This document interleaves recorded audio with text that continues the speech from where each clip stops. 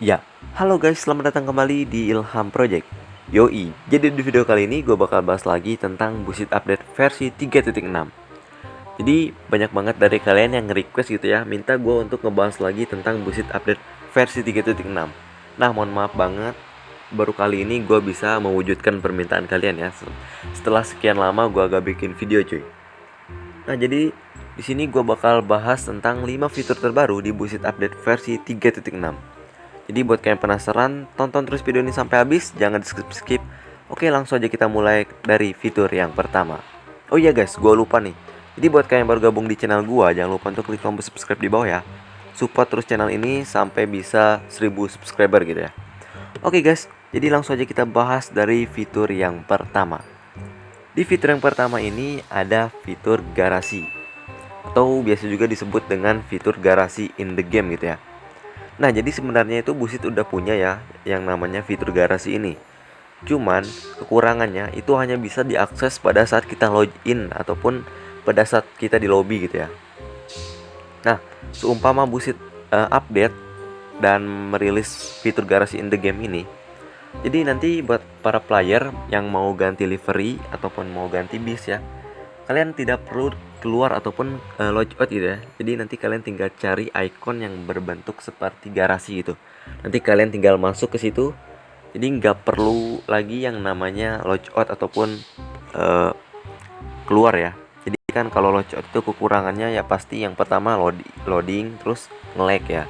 Nah, nanti kalau udah ada garasi ini kalian tinggal masuk aja gitu, tanpa ada loading dan mungkin tanpa ada nge-lag gitu ya.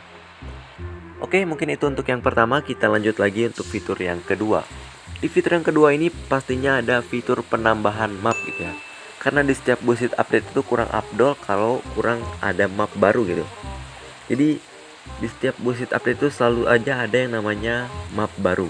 Nah, di sini ada dua map yang baru gua prediksi ya. Yang pertama itu ada map Bandung dan juga map Malang.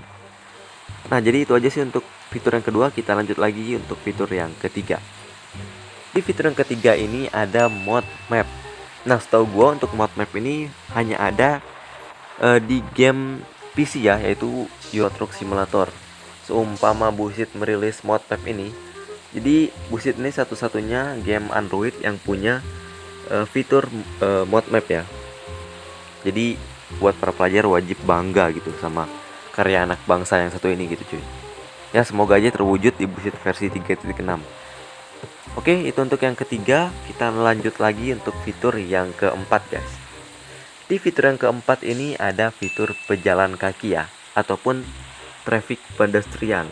Nah, jadi yang dimaksud sama fitur pejalan kaki ini, jadi kan di Busit itu punya yang namanya trotoar gitu, ataupun bahu jalan. Sayang banget gak ada yang namanya pejalan kakinya gitu, atau trafiknya.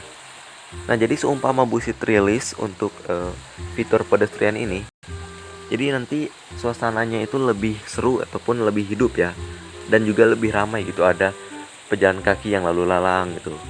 Gua ambil contoh di game Angkot The Game tuh ya, game karya anak bangsa juga.